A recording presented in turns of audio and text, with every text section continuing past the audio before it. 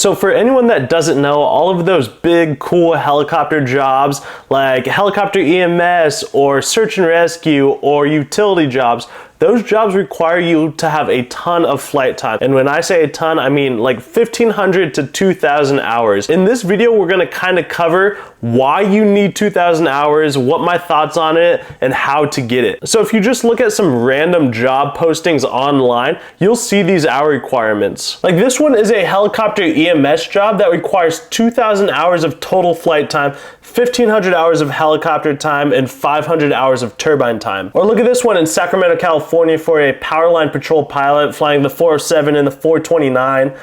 Requiring 2,000 hours of PIC, pilot and command time in the helicopter, 500 hours of turbine time, and 50 hours of Bell 407 and Bell 429 time. Or this one, a Part 135 charter pilot in Linden, New Jersey, starting out at $90,000, requiring 1,500 hours of helicopter time and 500 hours of turbine time. Or finally this one, a Bell 429 pilot flying for Mercy Flight in Buffalo, New York, requiring 2,500 hours of total time, 500 cross country, and 1,000 turbine time. So most of the real helicopter jobs that people want when they become helicopter pilots require this immense amount of flight time to actually get there and to be qualified for those jobs. So the biggest question we have to answer is why? Why do they need so much flight time, so much experience to be qualified for these jobs? So by far the biggest reason why companies require such high flight times, like close to 2,000 hours, is due to insurance. Big companies that operate helicopters across all these different disciplines have to have insurance for when inevitably things go wrong. And what these insurance companies say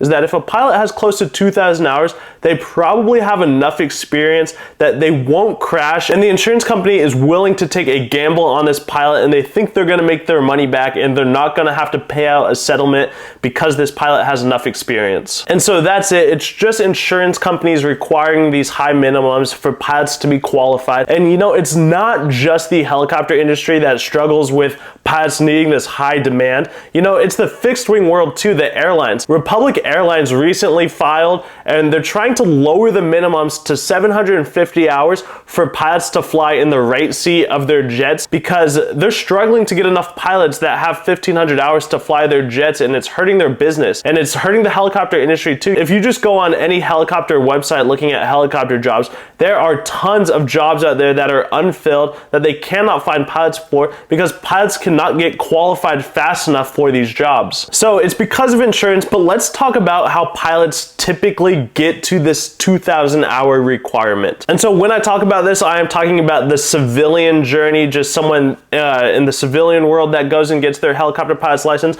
I am not talking about the military route, but this is strictly civilian. So everyone in the civilian world will go to flight school, they'll get their private, their commercial, and typically their instrument, and a lot of times their CFI and their CFII, Certified Flight Instructor Instrument. So they'll get all their ratings in flight school, and then they can kind of branch out into a couple different paths. The first path is flight school, and then becoming a flight instructor, and then going and flying tours, and then you get to the big leagues. And when I say big leagues, I mean like helicopter EMS, utility, power line patrol, search and rescue, all the cool stuff. Another option is after flight school, you go straight into tours, and you stay in tours, and you get to the big leagues. And that one is less common, and I want to say this to everyone out there that is wanting to get into helicopters and planning out their journey.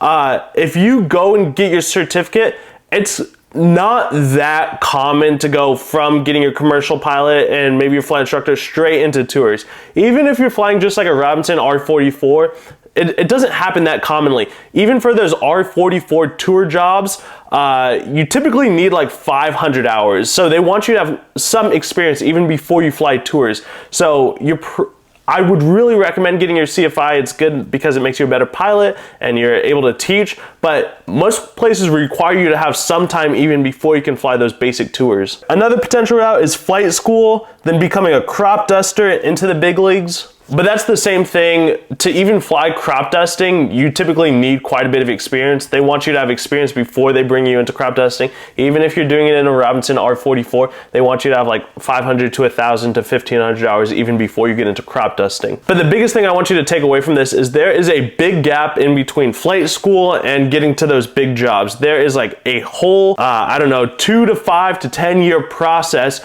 of building experience before you can really fly and do the thing you want to do. training. So you're probably asking, how long does it take to build this time? It kind of depends. So when you finish flight school, you typically have like 200 hours, maybe 150 to 200 hours. And then to get to the big leagues, you need 2,000 hours. So there's like 1,800 hours that you need experience in building.